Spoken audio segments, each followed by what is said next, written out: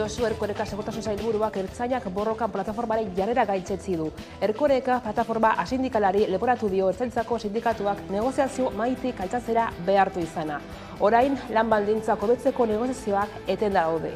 Hori bai, sailburuak adierazi duenez, lakoa prest dago ertzaintzako sindikatuekin negoziatzeko. Plataforma asindikalak antolatuta protestak egin dituzte Euskal Herriko zenbait tokitan azken asteotan. Kaixo eguerdion, Josu Erkorekak gaitzetsi egin ditu ertzainak borrokan plataformaren jarrera anker eta desegokiak. Jaurlaritzako segurtasun sailburuak plataforma asindikalari leporatu dio ertzaintzako sindikatuak negoziazio mahaitik altxatzera behartu izana. Plataformak ordea negoziazioetan parte hartu nahi du, ikusi. Gerra esapidea, espresio hori erabiltzea erabat desegokia dela horrelako dokumentu batean. Eta gehiago oraindik lehendakariari zuzendutako dokumentu batuan. Ona litzateke hitz hori erabilketatik bazterrean ustea, eta hitza ez ezik baita ere hitz horrekin batera datozen beste jarrera gogor, anker eta desegokiak honen guztiaren inguruan, ezta? Negoziaketa borondateari dagokionez datu bat emango dizuet argi eta garbi. Negoziaketak iraun izan du, sindikatuen ordezkaritzekin, duela hilabete eta erdira arte. Erabat gezurra da, 2012tik eta gaur arte, lan baldintzak ertzaintzaren barruan aldaketarik ez dutela izan baieztatzea.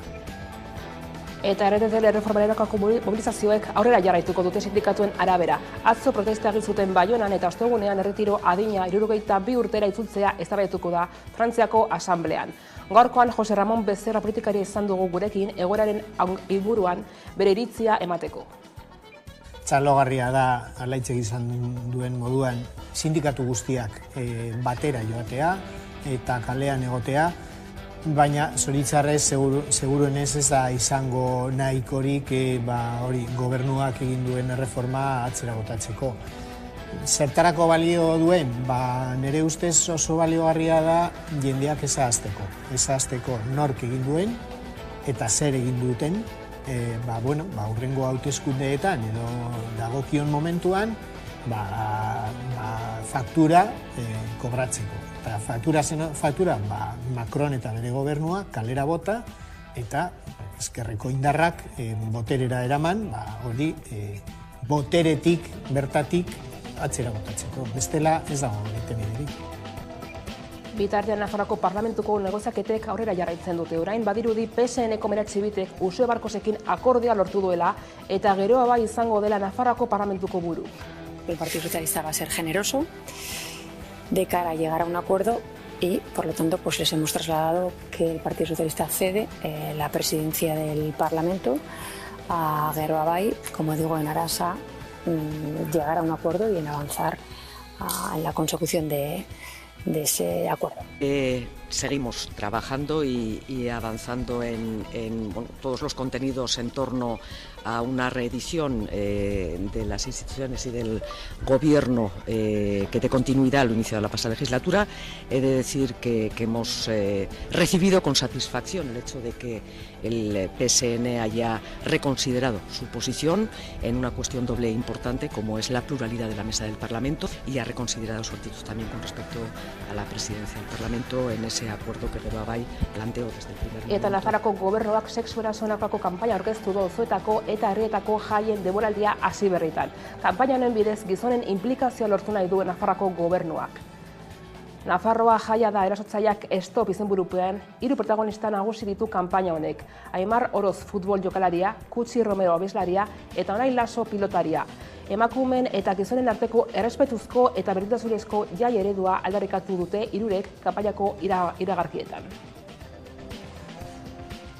Eguneko titularrak aipatuta, heldu zaiogun eguneko gai nagusiari. Erkoreka segurtasun sailburuak gaitzetsi egin ditu ertzainak borrokan plataformaren jarrera anker eta desegokiak. Jaurlaritzako segurtasun sailburuak plataforma asindikalari leporatu dio ertzaintzako sindikatuak negoziazio mahaitik altxatzera behartu izana. Plataformak ordea negoziazioetan parte hartu nahi du, ikusi.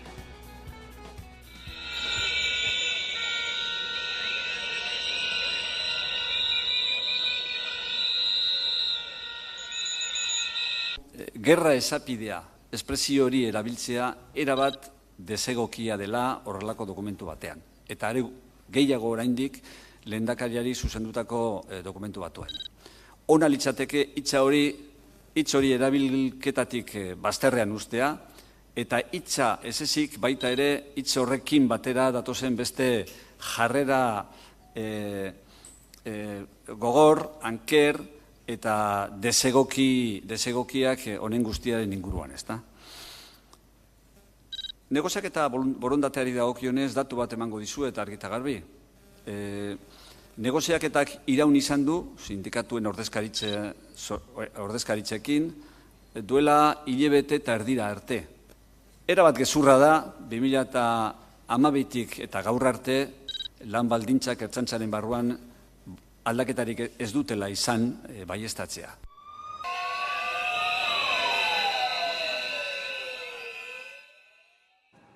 RTT erreformaren aurkako 14. mobilizazioaren ondoren, sindikatuek esan dute borroka jarraituko dutela. Hauek emandako datuen arabera, Baionan 6.000 herritarrek hartu zituzten kaleak. Ostegunean Frantziako Asamblean, erretiro adina 62 urtera itzultzeko Liot taldearen lege proposamena eztabaidatuko dute. Présidentielle qui tente déjà de trouver les articles de la Constitution et tous les moyens pour que l'abrogation de la loi ne soit. Nous contestons également la question de la retraite anticipée pour carrière longue.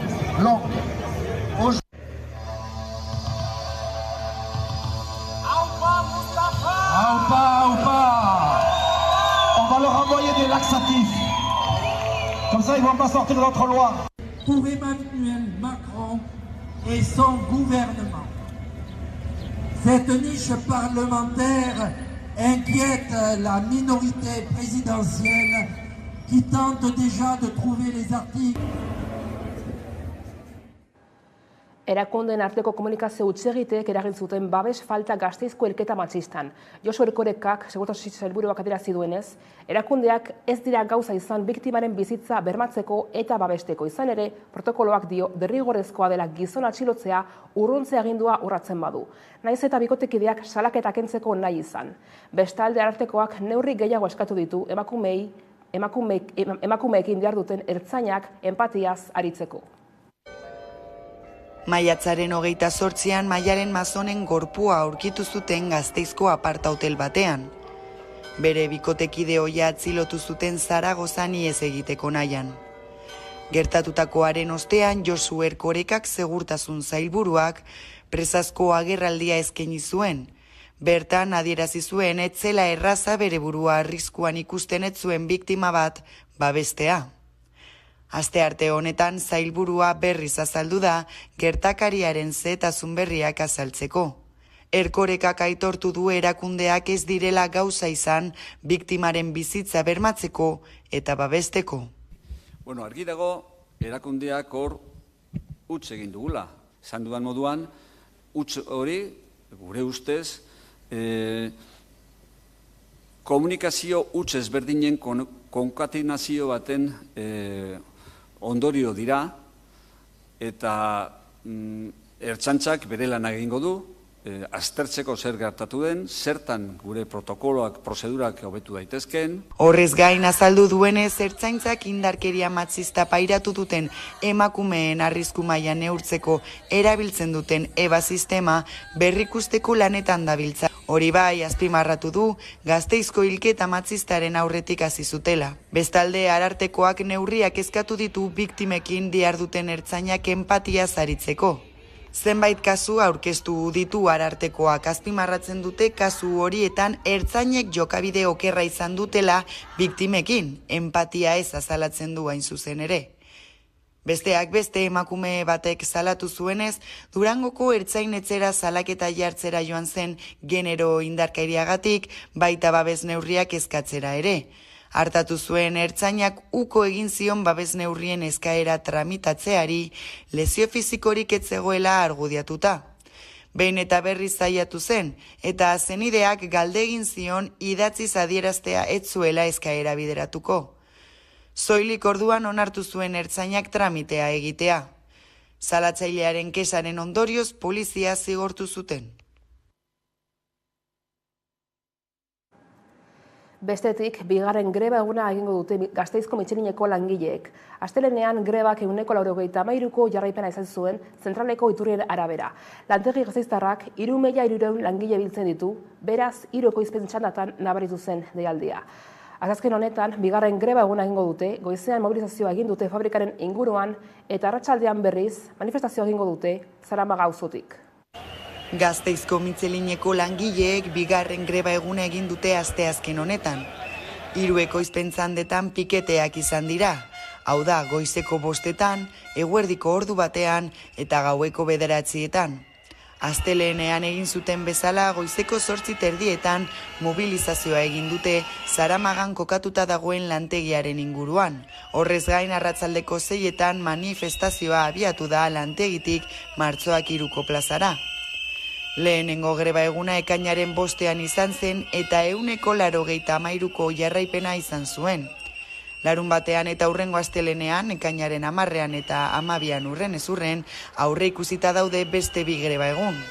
Hala ere, ostiral honetan bilera egingo dute Mitxelineko zuzendaritzarekin. Gasteizko lantegian gutxiengo sindikalak egin du greba deialdia, hau da, ELA, LAB, ESK eta CGT sindikatuek, langile batzordearen babesik gabe. Comisiones Obreras, UGT, CESIF eta CCM sindikatuek osatzen dute gehiengo sindikala. Azken asteotan greba bertan behera ustea eskatu zuten, baina ez dute lortu.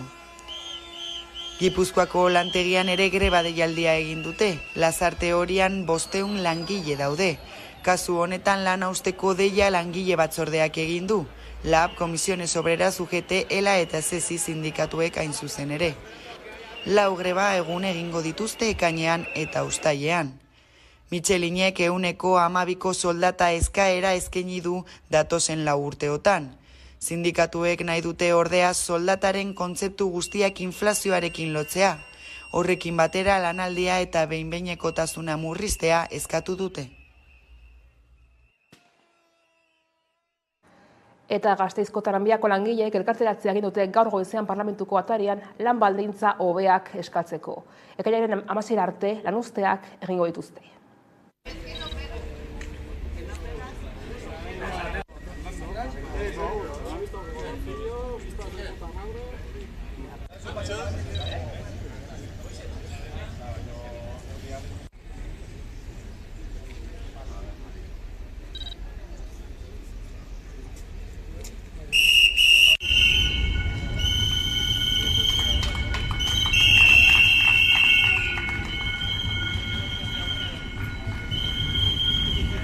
Azkenean negoziatzen ari gara lantxanda berriak salburuako luzapenarekin eta enpresak orain arte egindako proposamenekin ez gaude guztiz ados eta orduan hori dela eta konbokatu ditugu paro hauek eta aurrera goaz beraiekin.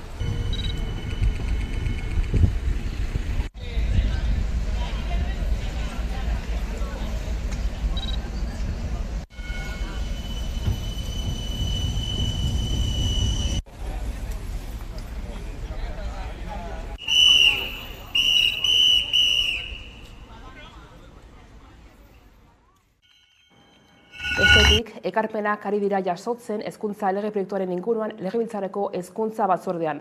Euskal Legegintzaren Kontseiluak jakinarazi duenez, 33 ekarpen aurkeztu dituzte eta azaldu duenez, euskara ardatz duen sistema zer den zehaztu behar du hezkuntza legeak. UGT eta Comisiones Obreras legearen aurka agertu dira.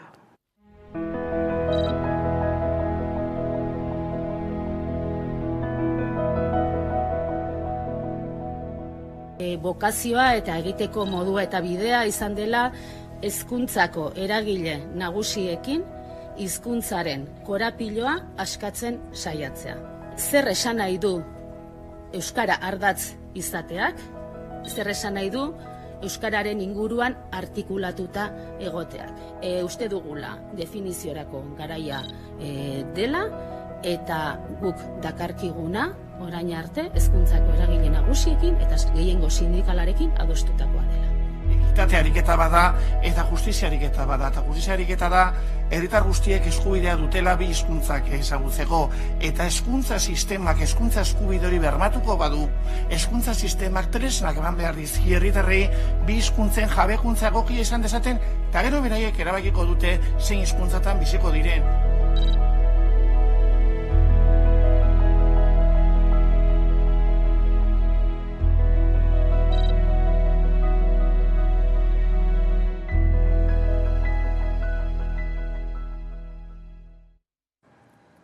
Bitartean Nafarroako Parlamentuko negoziaketek aurrera jarraitzen dute. Orain, badirudi PSN-eko Meral Txibitek Uxue Barkosekin akordioa lortu duela eta geroa bai izango dela Nafarroako Parlamentuko buru.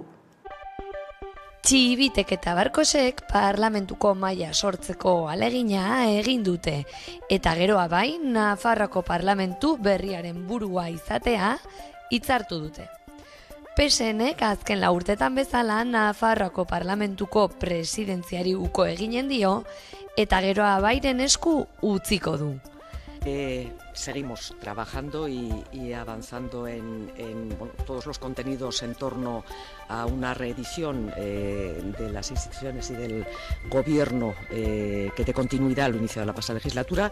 He de decir que hemos recibido con satisfacción el hecho de que el PSN haya reconsiderado su posición en una cuestión doble e importante como es la pluralidad de la mesa del Parlamento. Legealdi berrian foru gobernua berrargitaratu nahi du PSNek, zurekin Nafarroa koalizioarekin batera. Bildurekin negoziatu nahi ez badu ere, edozein kasutan, prozesua burututa bere investidurako EH Bilduren abstentzioa beharko luke Txibitek. El Partido Socialista va a ser generoso de cara a llegar a un acuerdo y, por lo tanto, pues les hemos trasladado que el Partido Socialista cede la presidencia del Parlamento a Geroa Bai, como digo, en aras a llegar a un acuerdo y en avanzar en la consecución de ese acuerdo. Ekainaren 16an erabakiko dituzte taldeek Parlamentuko mahaiko bortzkideak. Lehendabizi lehendakaria. Ondoren 2 presidente ordeak eta azkenik 2 idazkariak. Bozketaren dinamika kontuan harturik Geroa Baiko hautagaia izanen da presidentea. Presidente orde lehena PSN-koa izanen da eta bertzea UPN-koa. Azkenik idazkari bat eskuineko alderdikoa izanen da eta bertzea EH Bildukoa. Bileran Iruñeko udalaren inguruan ere solastatu ziren. Txibitek Barkosi erran zion ontzat jotzen duela Geroa Baik proposatutako 3. bidea, baina ez duela hasiron alkate eginen.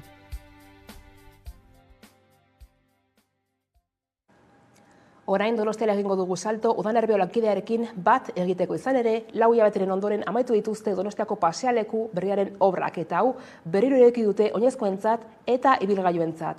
Zenolako lanak egin dituzte Udane? Azken ukituak eman da ibilgailuentzat eta oinezkoentzat ireki dute Donostiako pasealeku berria hemen ikus dezakezuen bezala, goizean goizetik herritar pila ibili da eta baita ibilgailuak ere, aparkalekuak ere herritarren eskura jarri dituzte. Dagoeneko hori bai eta ordaintzeko makinarik ez da nahi.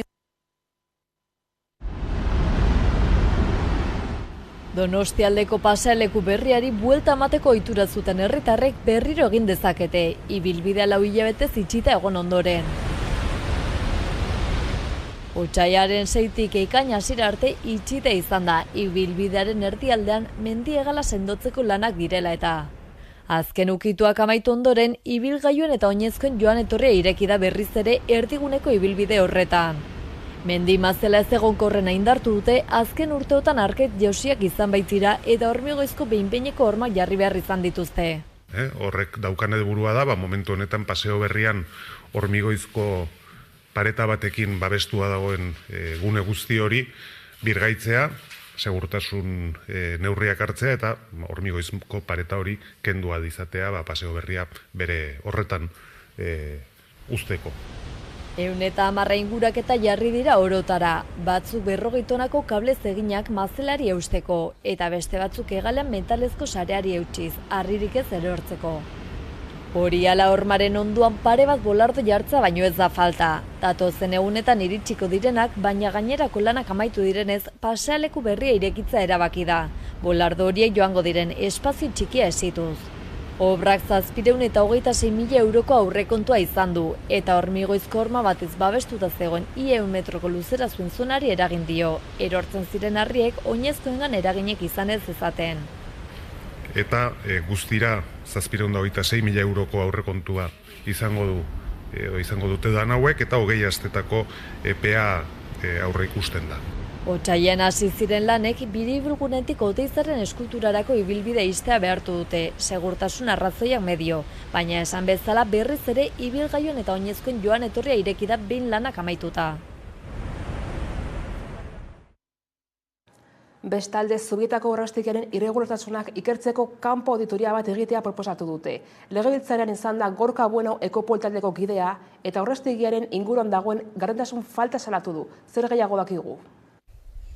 Ekopol taldeak egindako ikerketek erakusten dute Zubietako erraustegiak dituen datuen inguruko gardentasun falta. Besteak beste, labeen, temperaturen goraberen eta geldialdien inguruko intzidentzien eta anomalien berri eman ez izana, kontrol falta eta legeztatze prozesuan atzemandako irregulartasunak. Otsailean Ekopolek argitaratutako txostenaren arabera Zubietako erraustegiak 2000 aldiz baino gehiago gainditu zuen kutsadura muga 2020 urtean eta gaineratu dute erraustegiari ez diotela eman energia valorizazio planta bat izatearen ziurtagiririk. Datu horiek azaldu zituen Gorka Bueno Ekopol taldeko ikerlari eta EHUko irakasleak atzoko egunean legebiltzarrean eta bertan gardentasun falta salatu zuen. Hala, proposamen bat egin du, kanpo auditoria bat egitea, ikertzen jarraitu eta analisi bat egin ahal izateko. Babesa eman diote Elkarrekin Podemos eta EH Bildu alderdiek aldiz EAJak ezbaian jarri du ikerketa horien sinesgarritasuna. Eta Eusko Jaurlaritzak ingurumen hezkuntza bultzatuko du herritarren artean. Ingurumen hezkuntza komunitatearekin eta gizarte eragileekin batera bultzatzea erabaki du. Jasangarritasunaren eta osasunaren sustapenaren kultura berri baterantz aurrera egiteko asmoz eta antolaketa eta hezkuntza kalitatearen eredu berrien garapena jartzen du jomuan. Hezkuntza ez formalaren eremua lehenetsiz. Ze urrats emango dituzte? Jaurlaritzak ingurumen hezkuntza bultzatzaren eta herritar guztiengana hedatzaren alde egin du eta ez soilik enpresen, instituzioen eta hezkuntzaren arloan. 6 lerro estrategiko zehaztu dituzte eta honako gai hauek jorratuko dituzte. Jasangarritasunerako ingurumen hezkuntzaren arloko berrikuntza, prestakuntza, gaikuntza eta ezagutzaren kudeaketarako zentroaren sorrera, hezkuntza agenda 2030aren aldeko bultzada eta ikastetxe jasangarrien zigilua, bestalde eraldaketa digitala jasangarritasunerako ingurumen hezkuntzaren kanal digitalaren bitartez, hezkuntza komunitatearen parte hartzeko tresnen garapena edota bestalde ikastetxe jasangarrien edapena eta hezkuntza planekin konektatzea eta lerrokatzea. Helburuen artean dute euskal herritar guztiak jasangarritasunaren kultur berri honen trantsizioan bultzatzea eta horretarako Arantxa Tapia Jaurlaritzako ingurumen sailburuak adierazi ditu honakoak. Kalitatezko antolamentu eta hezkuntza eredu berrien garapenean jarri genuen gure begirada, gure arreta eta hezkuntza ez formalaren eremuari lehentasuna eman diogu. Larrialdi klimatikoaren eta gainerako ingurumen erronken kudeaketa integrala eginez eta aukerak aztertuz eta baliatuz. Udane agurtu eta beste gai batekin goaz izan ere, hilabete bat baino gehiago greban egon ondoren Hollywoodeko gidoilarien sindikatuak behin-behineko akordioa lortu du. Honi esker soldaten igoera eta gizarte segurantza hobetzea lortu dute besteak beste. Hollywoodeko aktoreek ere grebarako deia egin dute eta asteazkenean hasiko dira akordioa negoziatzen.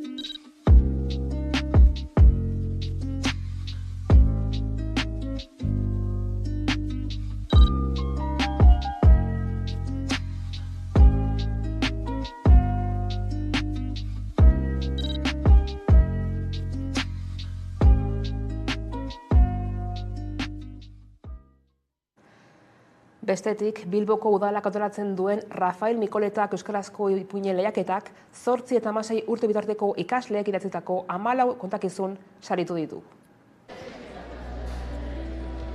Bilboko udalak antolatzen duen Rafael Mikoleta lehiaketak, euskarazko ipuinen lehiaketak 8 eta 16 urte bitarteko ikasleek idatzitako 14 ipuin saritu ditu. Beste edizio bat, aurten ere, eta dagoeneko 35 dira. Imaginatu eta idatzi dituzuen istorioekin gu harritzea lortu duzue berriro. Fantasia, abentura edo fikzioa, baina errealismoa ere bai, ardura handiko gaiei heltzeko orduan dela anorexia edo dela gerra. Lehiaketak 9 kontakizun ere nabarmendu ditu eta ipuin sarituekin liburu bat argitaratu dute.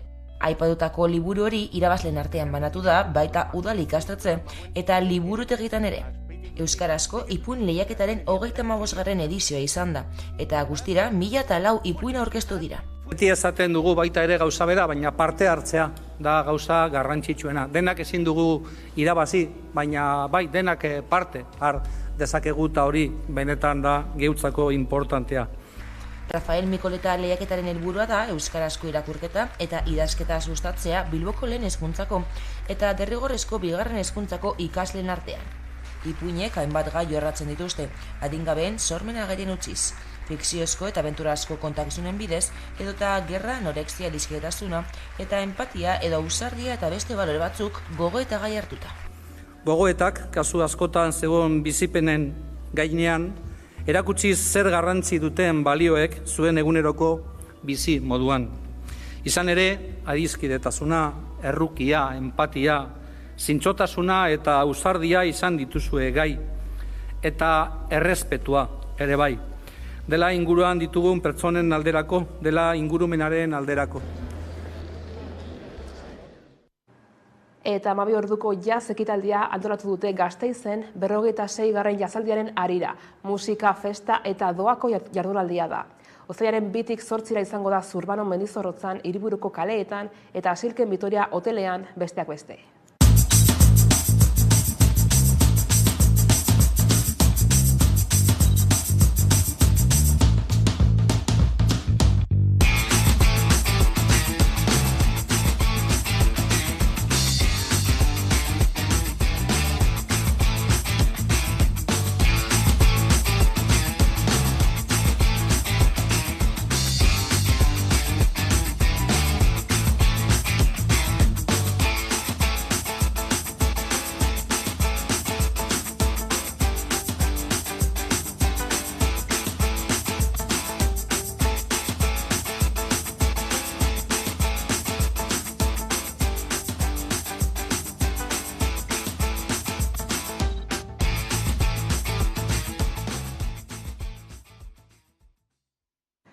Eta kiroletan, A2 pilota elkarteak San Fermin pilota txapelketako 2. edizioa aurkeztu du.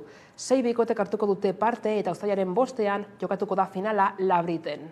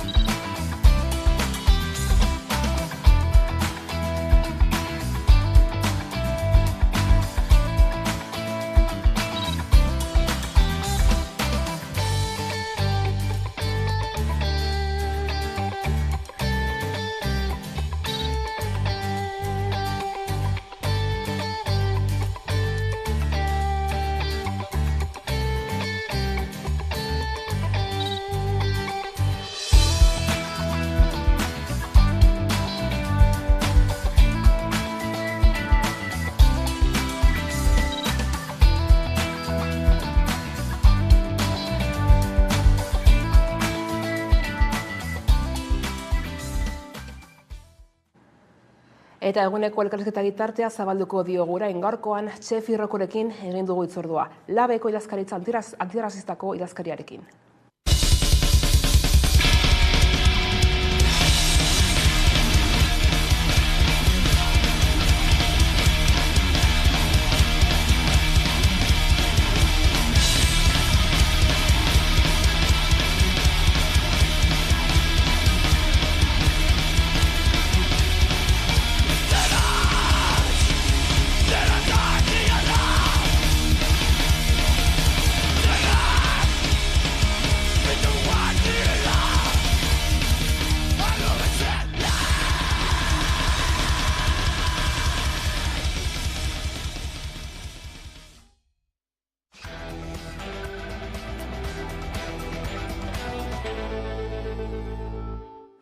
12:30 pasata iritsi zaigu eguneko elkarrizketa nagusiari heltzeko unea, eta horretarako hemen dugu gurekin Josefina Rocom, Labeko idazkari antiarrasista, ondo etorri.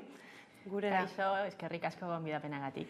Eta tira ez, iazko ekainean, berazken kongresuan Labek onartu egin zuen ez, idazkaritza antiarrazista bat eratzea bera, iritsi eginda eta zu izendatu zaituzte idazkaria ez, arlo berri horretan nola heltzen diozu erronka berri honi? Bai, pasaden biltzar nagusian Labetik erabaki genuen idazkaritza berri bat garatzeko, gure asmoa da langileren migratu eta razializatuaren egoera ezberdinak ondo erantzuteko sindikal tresna bezala bere eskubideak eta antolakuntza kolektiba hobeto kudeatzeko.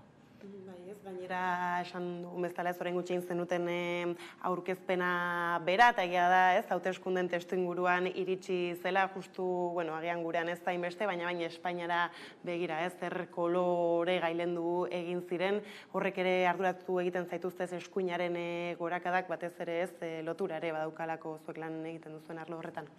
Bai, zoritxarrez, munduko mailan, Europako mailan eta Espainia mailako ere argazki oso txarra da. Gaur egun eskuinako arrakada, fasismoan eta arrazakeria gero eta gehiago erreproduzitzen ari dute jendarte esparro guztietan. Egia da, Euskal Herrian beste egoera daukagu, baina adi egon behar gara tendentzia hori aurre egiteko eta tresnak eraikiko behar dugu elkarrekin erantzun kolektiba bat emateko. Gainera, horrekin lotuta ere badago ez, nola gaur bertan ikusi dugun albistea, Espainiako poliziak jaiegunak eskaini dituela ez, Irunen atxilotutako migratzaile kopuruaren arabera ez, agertzen zen agirian nola X migratzaile kopuru atxilotzagatik, beste hainbeste jaiegun izan, ez nola erreparatzen diozue halako erasoei bere horretan? Zoritxarrez, gaurko albiste ez da gauza berria guretzat. Egunero, administrazioetik, poliziatik, arrazismoak erreproduzitzen dute. Eta, egia zan, beldurra ematen dit, zelako impunitatea maila, premio eta kastigo logika horiekin funtzionatzen dute. Ez da gauza berria, hainbat Euskal Herriko lekuetan, eragile sozialetik, salaketak egiten ari dute, abuso polizialaren aurre egiteko, kontrolean perfil etnikoa razialagatik, eta, bai, Irunen Daiako muga, baina herriko auzoetan eguneroko gauzak da. Solo falta da San Franciscora joateko, eta, zoritxarreaz, da egoera oso preokupantea, eta azkenean da gaurko jendarteko sintoma bat da. Gu sindikato bezala, adi egon behar gara, eta salaketa hori oso importantea dira, ez? Azkenean, pertsona guztiak, eskubide guztiak izan behar dute, baina arrazismoarekin, abusoekin, arazoekin oso erronka handia daukagu. Aipatzen zenuen bezala, ez dira gauza berriak, baina tira ez, horren aurka ekarpena egiteko ere ez, hor da sortu berri duzuen idazkaritza. Konta iguzu, Josefina, zeintzuk diren ez, idazkaritza berriaren bete behar nagusiak?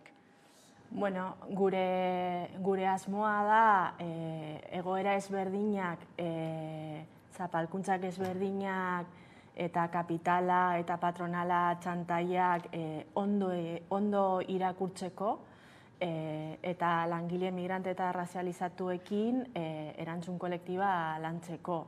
Bai, antolakuntza kolektiba, ekintza soziosindikala, eta bai, gure etxe barruan, sindikato guztietan, tresna antirrazista edo betaurreko antirrazistak bustitzeko. azkenean gu sindikato bezala, ardura politika bat daukagu, eta guretzat oso garrantzitsua da tresnak erabilgarriak eraikitzeko eta langileekin eta proiektu guztiekin lantzeko konpromisoekin. Aipatzen genuen hasieran ez, nola orain dela urtebete hartu zen hause sortzeko erabakia, zergaitik edo nolakoa izan da prozesua ez, ona heltzeko?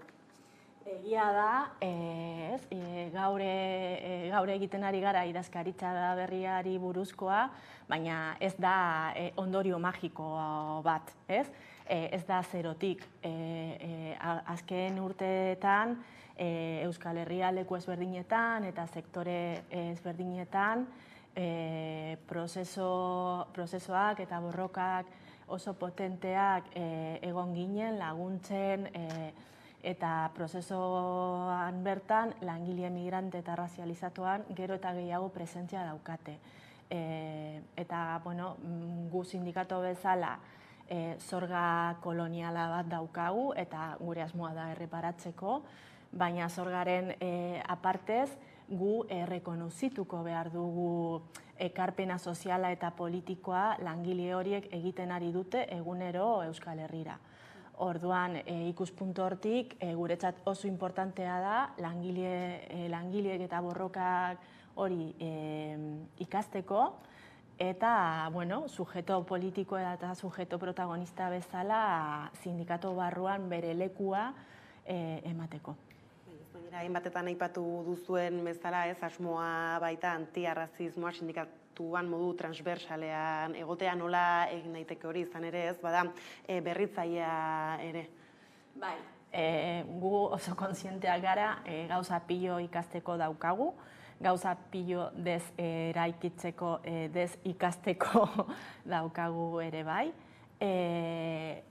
Idazkaritza antirrazista eta edo sindikalgintza antirrazista lan potentea egingo dugu, edukiko dugu langile migrante eta razializatuekin, baina ez bereziki berarekin. Guztiok gure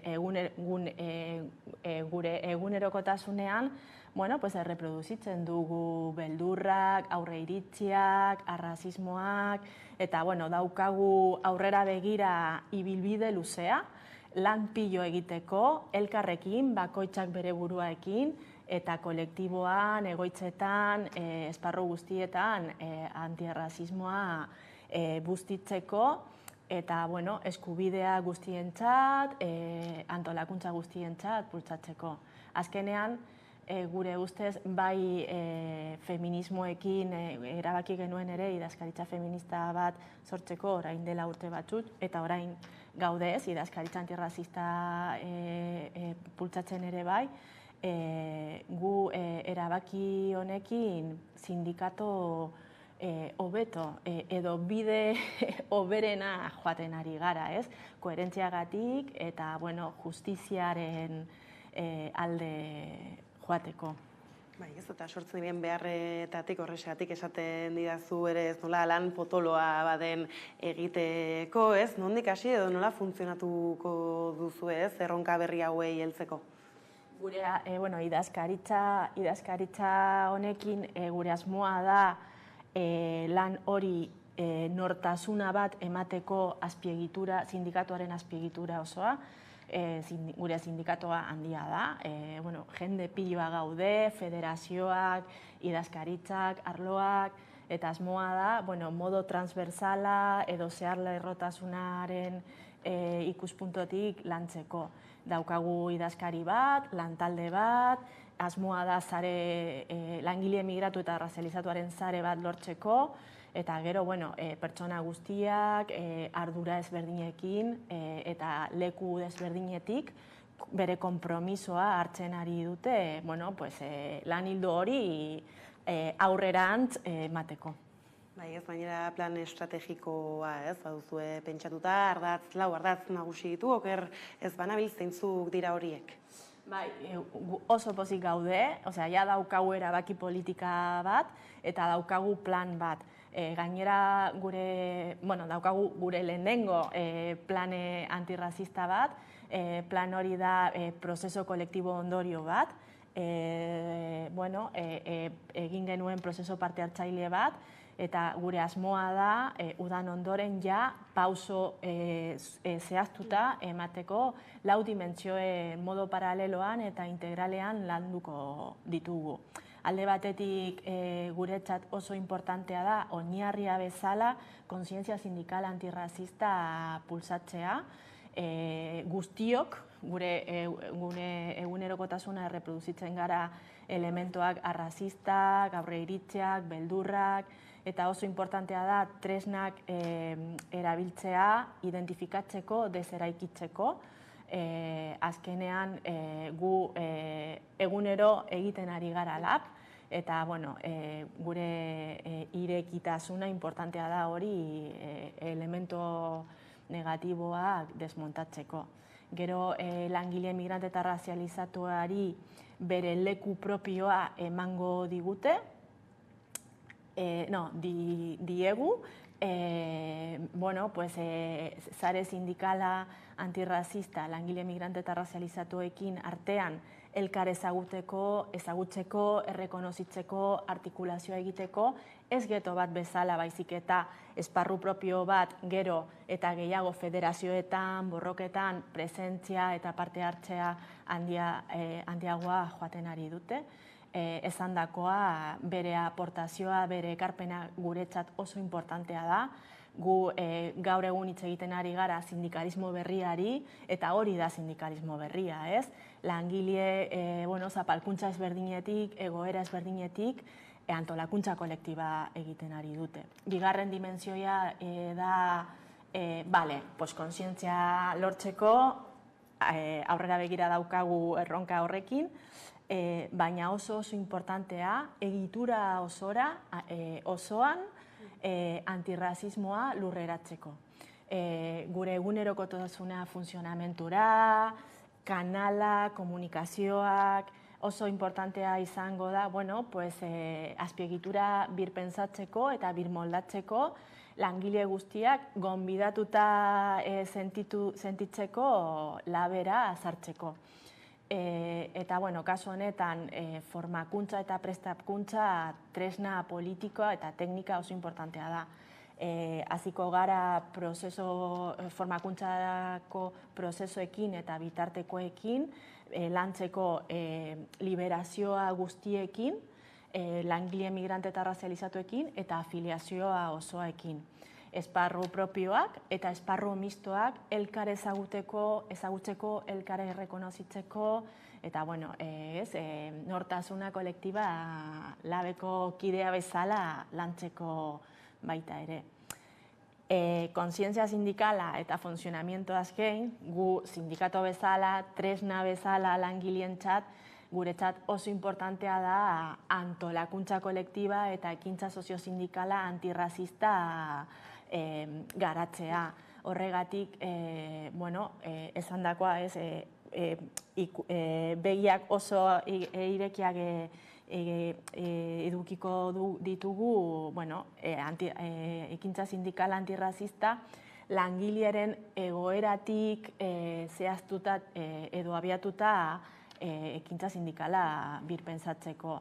Borroka tresnak, ohitura sindikala, birmoldatuko behar dugu. Egia da, azken bolada honetan asko ikasten ari gara, langile migrantea eta razializatuak sektore ezberdinetik pista piloa mai gainean ipintzen dute, sindikalismo berria eraikitzeko, innovatzeko,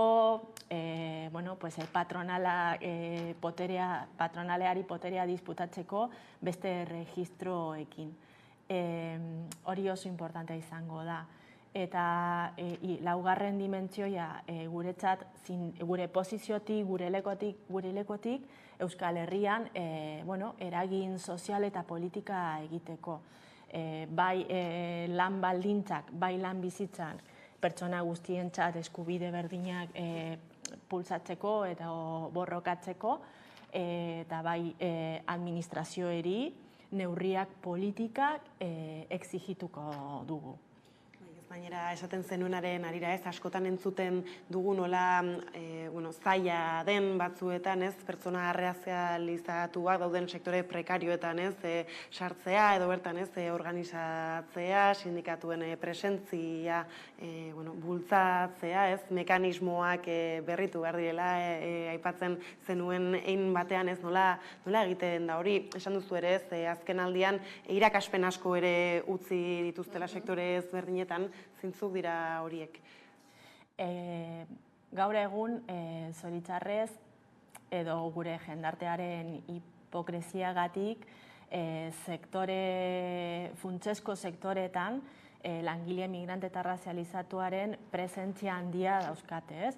Etxeko langilearen kasuan, landa ereduan kasuan, arrantzaleko kasuan, eraikitzeko kasuan, ostalaritzako kasuan, oso eskubide gutxiekin, arazoak eta vulnerazioa piloekin, baina aldierantziz oso lan funtseskoa egiten ari dute.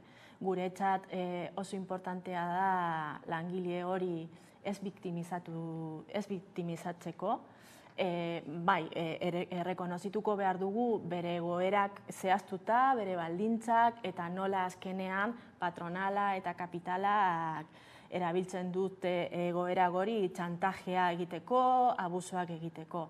Baina beste aldetik bere ahalduntzeak borroka egiteko, antolatzeko ez da gutxi. Eta, hortik asko ikasten ari gara. Azkenean gu tresna bezala langile guztientzat, facilitatuko behar dugu eta hori gure ardura da, baldintzak langile hori protagonistak sentitzeko eta antolatzeko. Egia da, beste langileren baldintzak desberdina behar dute, azkenean egoera desberdinatik azten ari gara. Baina hori ez da signifikatzen ezin dute ezer egin. Gauza piloa egin aldute. Bai, ez baina esaten duzun horrekin lotuta dago erabat, martxoaren 8an mugimendu feministak iragarri zuen, greba feminista zeintzarekin lotutako aurrere paper funtsezkoa jokatuko duzue? Bai. Eta, kasu honetan, ez egiten ari gara greba, ez, historikoki greba bezala, baizik eta, greba lantzeko enplegu munduetan, bizi munduetan, eta,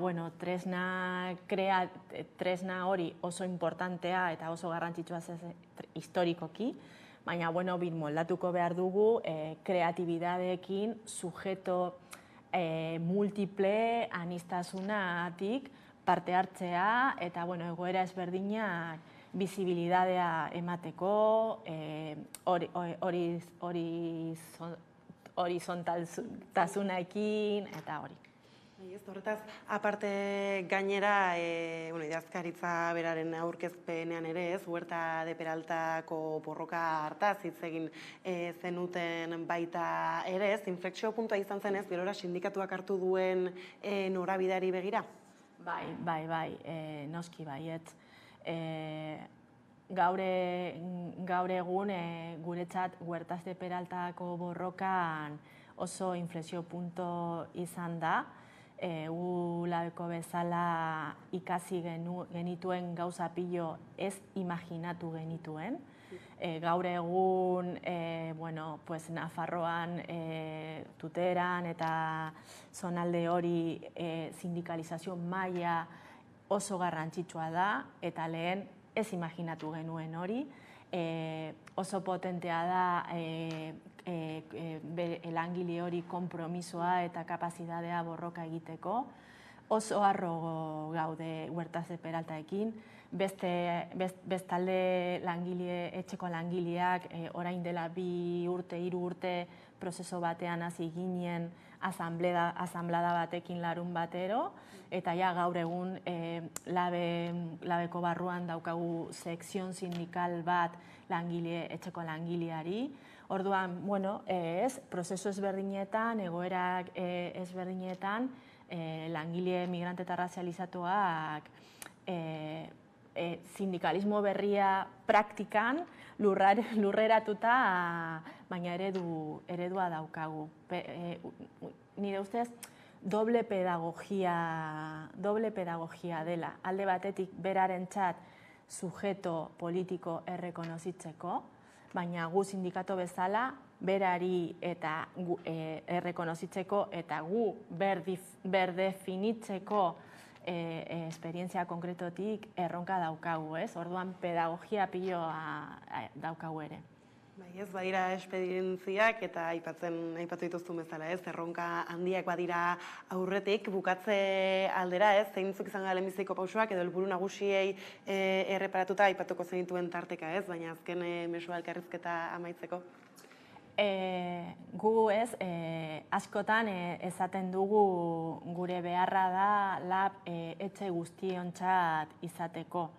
Larun batean egon zen langile bat, Janet hasi zen sindikatoan orain dela 20 urte piko garbiketa bezala, eta berak komentatu zuen hasieratik labek etxean bezala sentitu zen.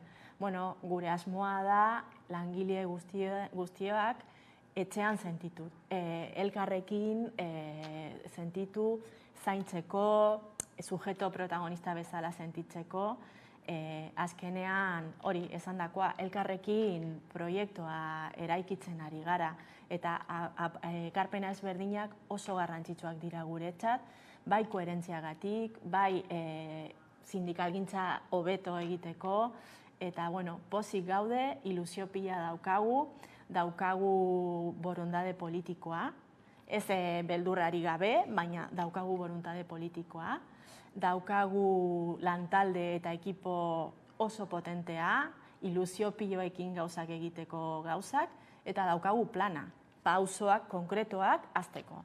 Orduan, bidean gaude. Ez hori da, eta guk bide hori gertutik jarraituko dugu, eskerrik asko gaur gurekin izatearren, hurrengora arte. Eskerrik asko zuri, Karol. Ni euskeraz ikasten ari naiz, oso urduri nago, espero dut ondo transmitituko dizuet ideiak, zeo zer badakizue non gaude. Ondo transmitutak, badaidatzen nik. Eta ora heltzi gara albisteak eren bukarara, besterik ez gure aldetik, horrek izan dira gaur eguerdiak gurean gaur utzi dituenak. Gogoratu guztiak eta gehiago nahi duzuen aldiro, 11 puntu setara daudela eskuragarri, gero ondo izan.